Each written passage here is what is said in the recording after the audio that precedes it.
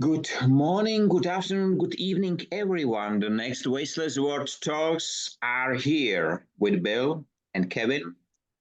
And we are happy today because happy is the term about which we will talk today. And of course, the standard procedure as every time. Kevin, you are first today. If you close your eyes and you hear the term happy, what came first to your mind?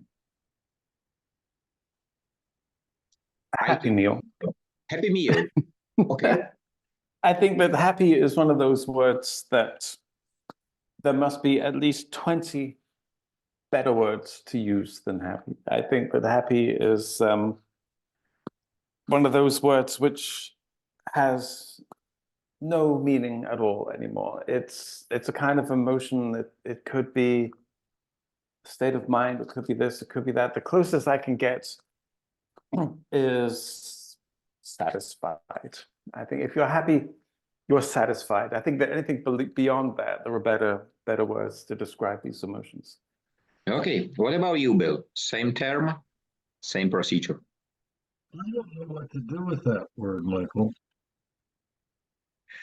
It's a very light word, I think, but I'm thinking of my grandchildren that we see a couple of times a week, and happy to them is different than happy to me. If I'm happy, okay, I would accept Kevin's word, satisfied.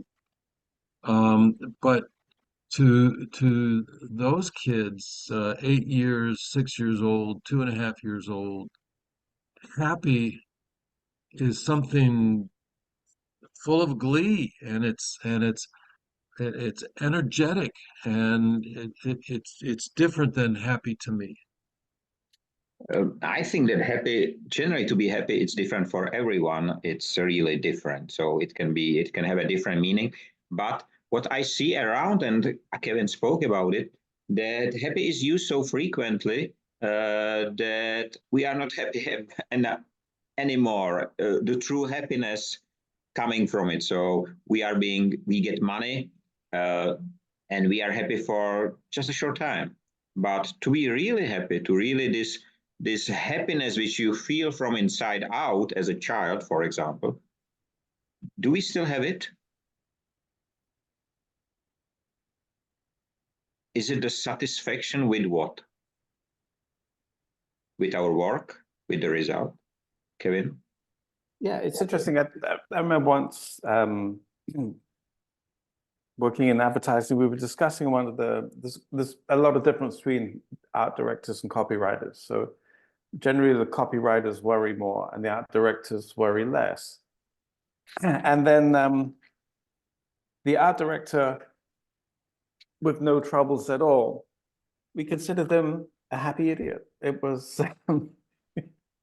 and I think that's what happy is. Like Bill said, it's such a lightweight word.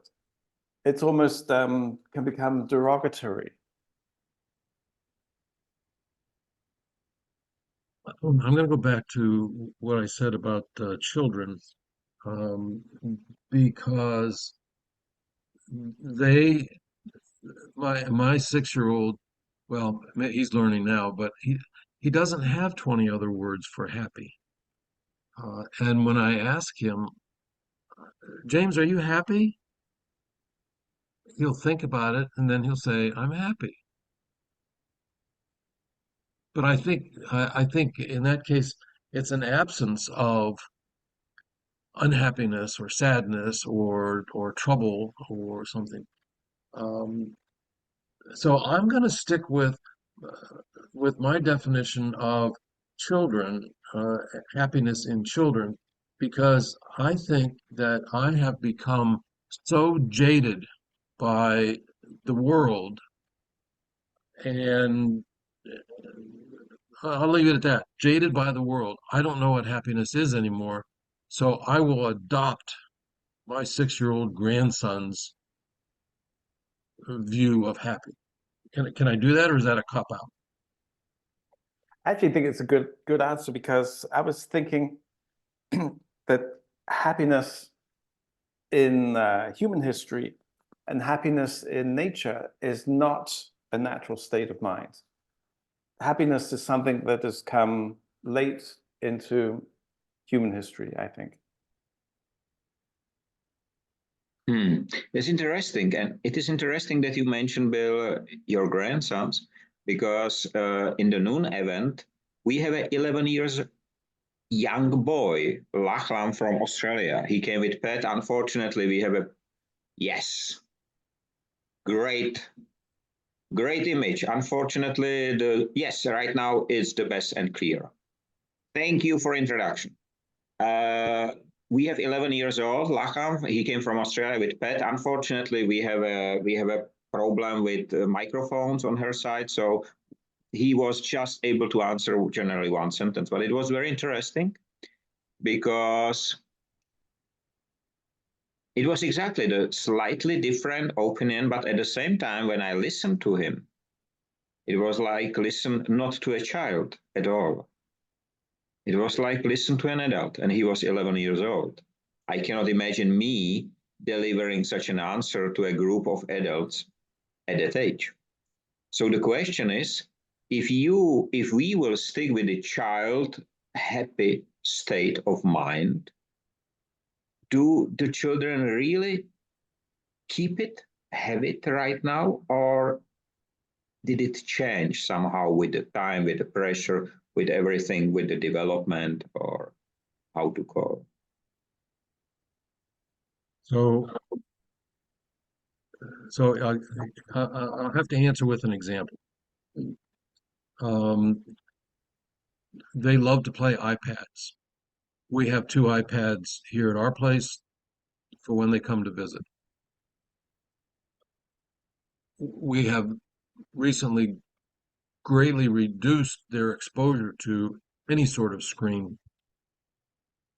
And when they're done with it, they are cranky. Okay, compare that now to, I've told you that we live right on the ocean, right?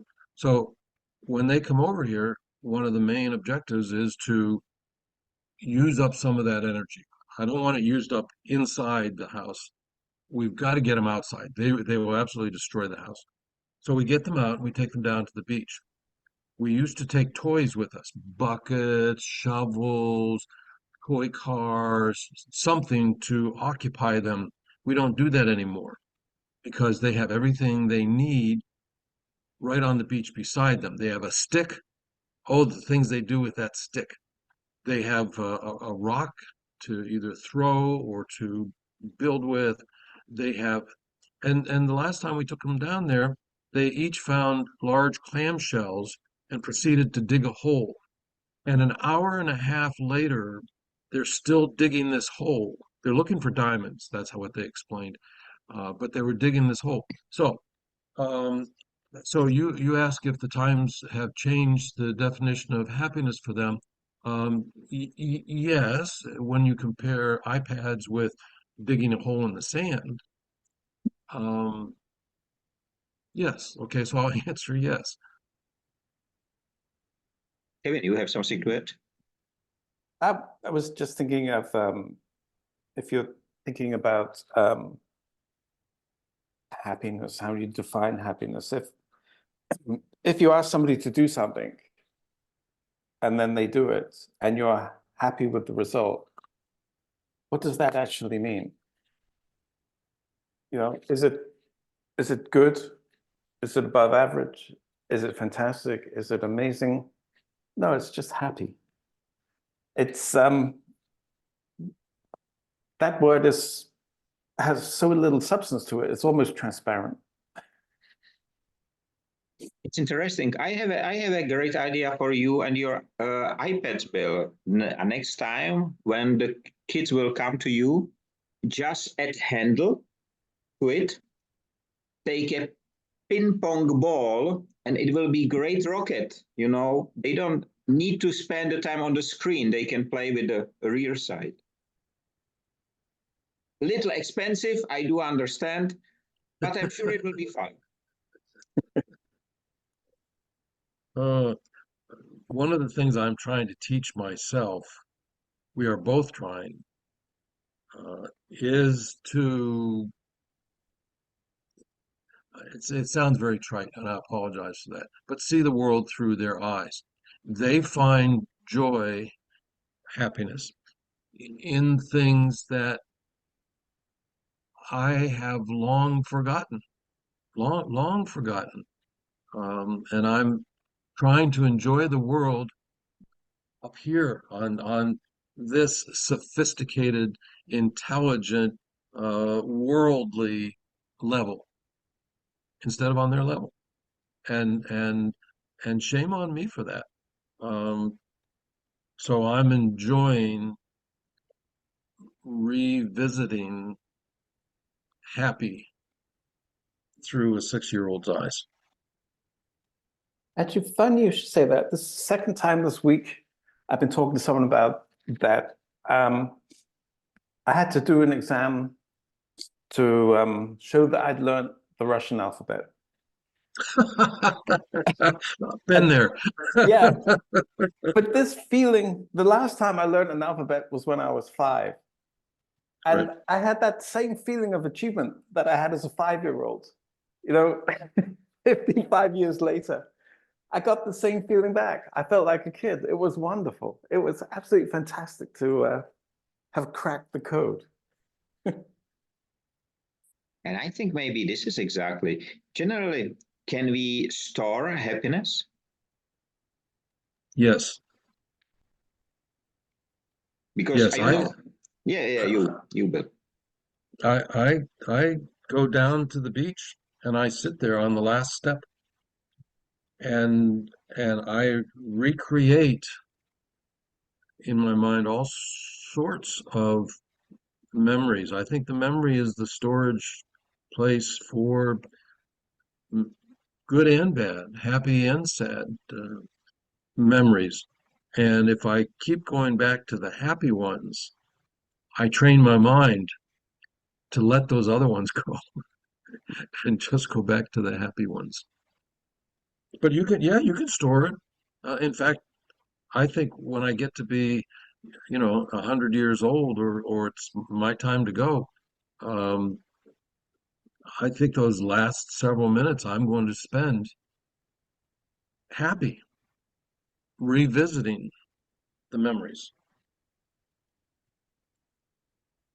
I think because happiness is here. It is, no matter how we call it, it is part of us. The short-time happinesses which came from money and financial or whatever wealth, material wealth.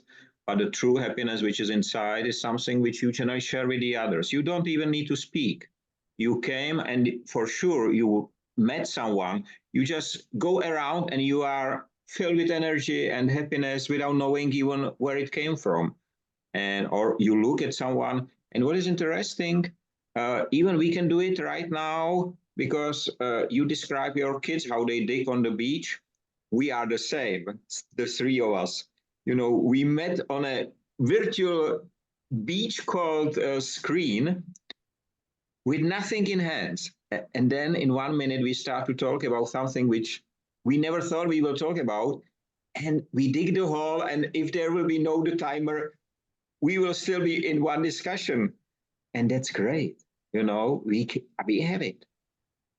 Just the tool is slightly different. I love your analogy with these Zoom talks as compared to digging the hole in the sand.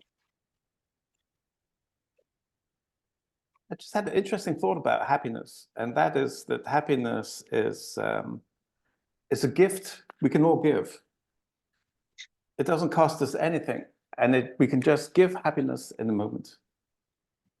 And this is very big different from money, because if you have money and you would like to give someone money, so you have less and this person have more. But with happiness is different. We have one proverb, again, Czech proverb. We say, if you cut your sadness in half, if you share your sadness with someone, you are half sad.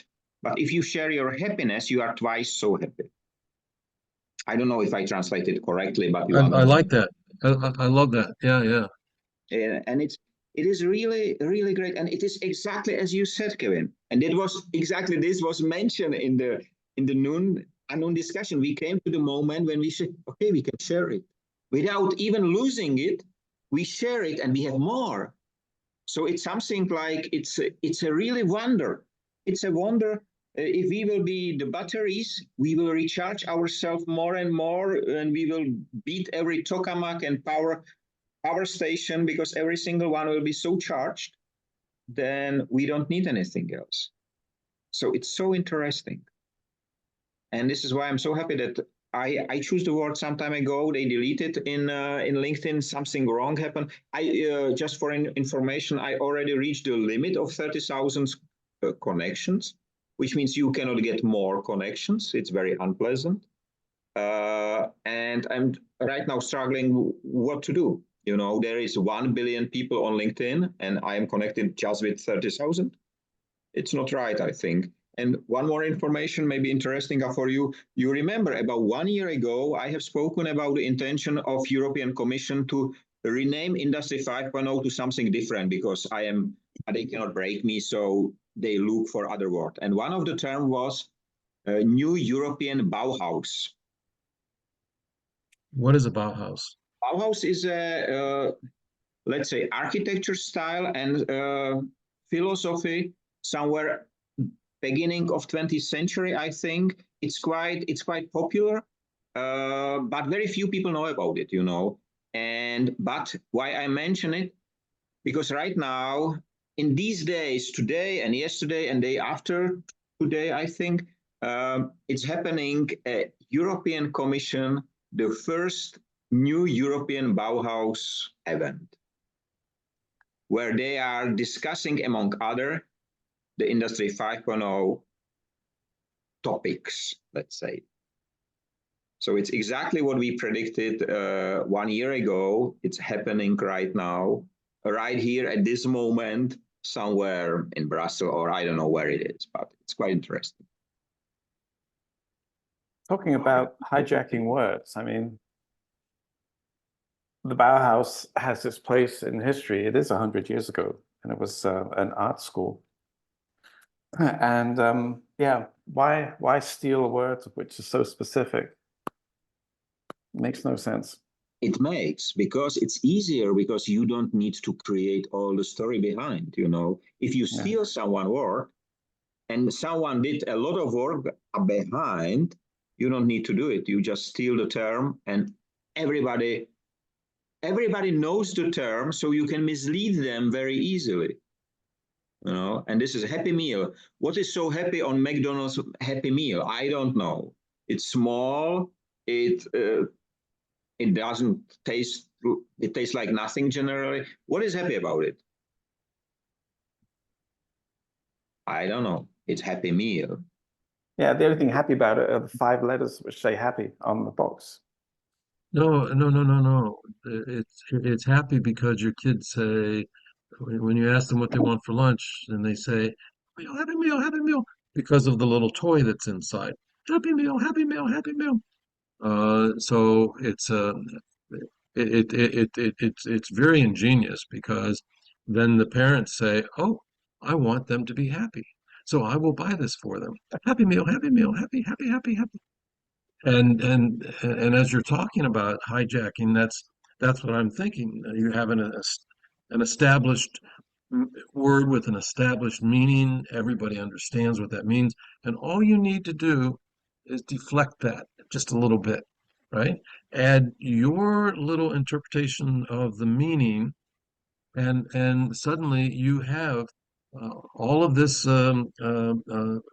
baggage or luggage that comes with everybody's understanding of the term, but you have deflected it, and now you can own that new meaning. And you do not have to pay for the intellectual property because it was existing. You cannot patent it, so you can use it. So I think there is a lot of things, but I think as well that you can the reflection or the deflection which you mentioned, Bill, you can get back generally, because it's just about about the mirror placement of the mirror. Let's say I was just thinking, I work with chimneys and similar thing, how to reuse them, and all the time I was thinking about the big industrial chimneys which are 50 meters high, and you can put solar around or whatever. So a lot of things, but I never thought about using the chimney inside because it's not working anymore. It's just standing there. And I just came to the idea, why not to use it the very opposite way? Why not to use a chimney to put or to deliver sunlight into the houses? There exists, I don't know how it's called in English. Generally, you put not a mirror, but something like a lens on the top, and then there is a shiny tube. It's light, whatever. So you can go up to 40 meters deep and so on. And it's really the natural light. You can put it in a house, but nobody considered we can use chimneys when we do not use them anymore to put the smoke out of them because there is electricity and so on and so on. But still, and this is interesting, I don't know how it is in your country, but if a child draw a house, even up today, it has all the time a chimney. But chimneys are not used anymore. But the house has all the time a chimney. It's quite interesting. So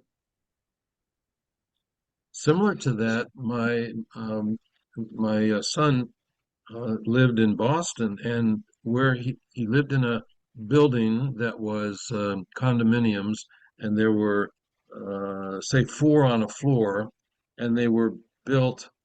The center was empty and open at the roof. It was open, so they had windows on 3 sides, including into this open space, right? Which generally is what you're suggesting for the chimneys.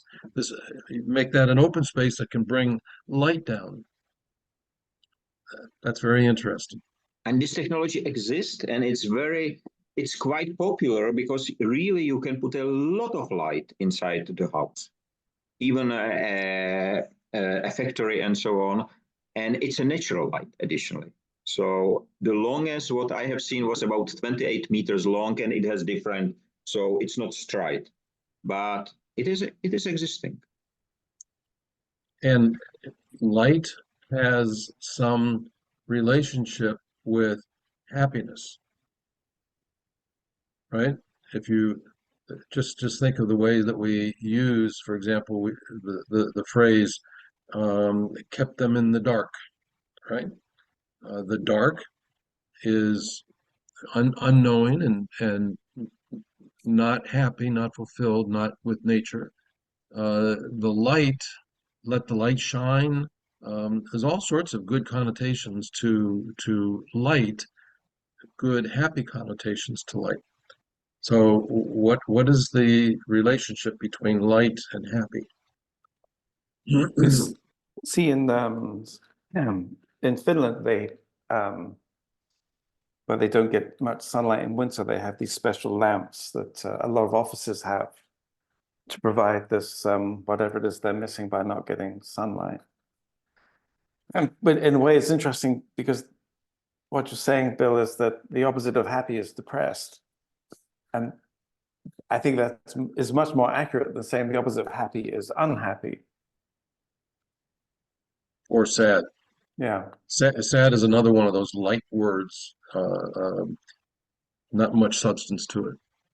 But one thing, Bill, your story about Happy Meal has answered one age-long question, and that is that money can buy you happiness. Oh, you crossed that threshold. Okay.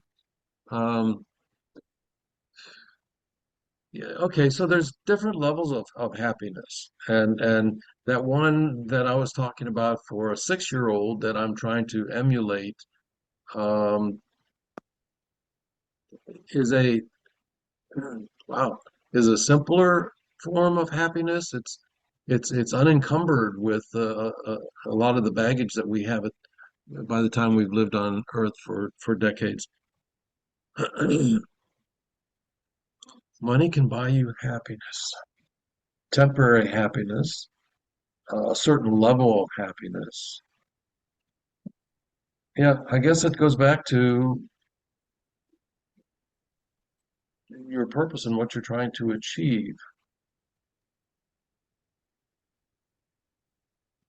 I read a book one time, a long time ago, about people who had won the lottery, and they looked at some big number, 100 people who had won the lottery, everybody's dream. And the conclusion was not a single one of them was happy. When visited a year or 5 years later, not one of them was happy. And so maybe we all believe that money can't buy you happiness, but in fact, to some degree it can. And there's different types of happiness: surface happiness, 6-year-old happiness, the deep happiness when you realize that you found a person to share your life with that complements you and doesn't compete with you. Um, that's a different form of happiness. Probably the happiest day of my life was 20 years ago, the day I got married, and I just realized on such a deep level, so many different reasons, and I'd never known that before. So happiness, there are different kinds of happiness. What other kinds of happiness are there? If you get a promotion, there's a happiness to that, but at the same time, you know that just means more challenges and more work. May I Yeah, ask meeting you one? strangers. You, Kevin. Mhm. Kevin, you. I was thinking of different kinds of happiness. I think the happiness of meeting a stranger, or the happiness of finding out a new thing. I think that's, but maybe as a kid, happiness is just a fuzzy feeling. And as we get older, our focus upon what makes us happy becomes more acute and less broad. If Yeah, if I would. Oh, I'm sorry. if Go ahead, money if money can buy you happiness, can money steal you happiness? Oh, yes. Oh, yes. Oof. In Denmark, they did a survey of people who won the Danish lottery, and it's not a huge amount. It's not life-changing or life-ruining. There's a fine balance, and so you can't go and buy an island and disappear. It's not that great an amount of money. And they found out that most people who play in Jutland on the west of the country, and of course that's where most of the winners are.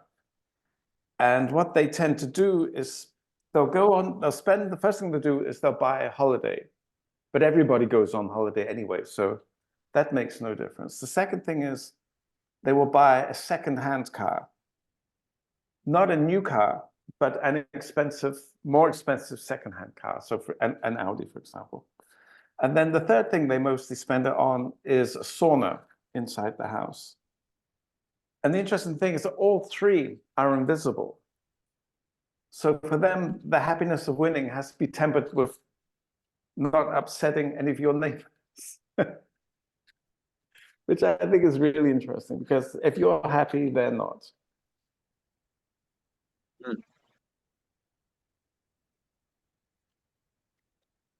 You said, Kevin, meeting a new person brings happiness, and I'm reminded of walking on the beach, and people are walking in the other direction, oftentimes deep in thought, um, and so they have a very it's not a sad face, but it's not a happy face either, right?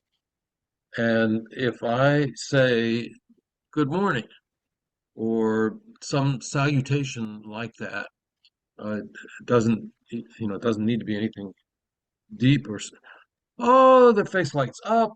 Hey, how you doing? I don't even know the person, right? But but just that connection, and they light up. And as I'm walking away, I'm thinking, well, that was fun. You Yeah. know, I'm glad I did that, right? In fact, yesterday was the eclipse, and my wife bought a dozen of those glasses that you're supposed to look at the eclipse through these. Of course, there's only two of us. There's not a dozen of us. So we went over to the kids' house and watched it together. And as we're going over there, she's handing them out. There was a guy mowing the grass. She handed it to the guy. The guy got off of his lawnmower, um, tried it, looked someplace else. And when we drove away, like 2 or 3 minutes later, he was still practicing with his glasses for the coming eclipse. So that connection with another human being not only brings them happiness, brings me happiness. Sort of like Michael's old Czech saying that if you share sadness, you have one half. If you share happiness, you double. I like that. When I take you writing, does it make you happy? What makes you so happy about writing? Is it because in writing you meet the strangers, because you create them, you create the stories, this is exactly what you described. It's just on the paper, but in your mind it's not on paper, I'm sure. What makes you happy? Writing does the same thing for me that participating in this Wednesday morning discussion does for me, and that is I feel like I have touched new levels. There's a new understanding. I'm pleased with myself. I didn't, sometimes you think that you're old and stale, but I've reached brand new levels, and the same thing happens when I write. Yeah. Same for you, Kevin? Yeah, I think the great thing about writing is it's a very solitary business, but it's you do it to share. If you have an idea, then it's really nice to share an idea, to see if anyone else can resonate with that idea. So you have to be alone to be able to share. Oof, oof, heavy. So again, it looks so light, the term at the beginning. And once again, we will end in 6 minutes, and we just touch the surface as usual. So as usual. But I think it's great because, this is something, again, something so simple, which the giants try to get out the real happiness or to be really happy out of our life. They exchange it for this short-term happiness. Like I have a like is 1 second happiness. I have a something. I can scroll the screen. And we are pushed to exchange the long-term or the real happiness which came from inside for this surface whatever happiness which we can get even from the big amount of money. I'm sure for the first moment you are happy, but it disappears quite fast. It depends how you act and so on. So it's quite interesting. And I don't know if I told you last time, I think we touched it. So I call already Global Zero Data Day. It will be on April 30, so last day of April. It's Tuesday, and it will be Global Zero Data Day. Nothing connecting to data. So no internet, no such a talk, no shopping with a credit card, best way, no travel with GPS, and so on and so on. It will be very interesting because everyone who will try will save money and a lot of time. and will gain understanding. Exactly. And it's just 24 hours, nothing else. But if we will be able to do so, it will be for the first time in a history, I think, that such a event will be visible in every statistics, because it will be a huge drop of data amount and money and everything. So it will be very interesting. I offered like it that. to United Will you Nations and they rejected. Yeah. So Really? yeah, it was quite fast. They said that there is another day, what they called, I don't remember what it is for it. But they responded to you. Yeah. Okay. So I read something this morning about when you talk about data that said that because of the advent of AI or the blossoming of artificial intelligence, that the world's requirement for energy will increase 20 to 25% by the year 2030. Will increase by 25% just in the next 5 or 6 years. And generally, So if you have a zero data day, then we're helping the environment. exactly. And generally, what I would like to say that because the AI tools are so easy to use, so many are using it and created a lot of digital trash, which needs to be Digital stopped. trash, I like that. And so I call it digital waste. And really in the data centers are 85 to 92% are data which will be never used again. It's a data landfill. It's not my number. It's a number from the providers. I make a survey because I prepare a presentation for someone. So it was quite interesting. And right now it's increasing to about 95%. You know, it's I've heard that number too, 90%. Maybe in your presentation or discussion of waste, maybe that is the 6th type of waste. We consider that. We still keep it on the side, but more and more people are discussing this topic. So I call the data center, I call them digital landfills, because there are nothing else. They are really digital landfills. What you do with your old windows? Do you carry them to the landfill? No, they will. A lot of data out of this will stay somewhere. So it's really like that. So we have less than 2 minutes.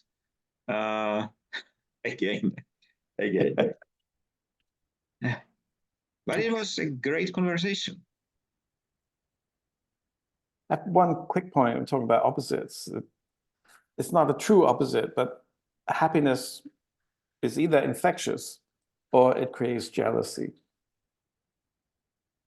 Ooh, another, heavy. That's true, especially if it's concerning the way of living or the way of acting. So in Czech Republic, there's a lot of jealous people. So we have less than a minute, so we have to say goodbye to everyone. So I would like to thank everyone who was watching us. Please do again next week and have a nice time. Free of waste and wasting in all its forms. Stay safe, free, and be happy. And see you next time. Bye-bye. Bye-bye. Bye-bye.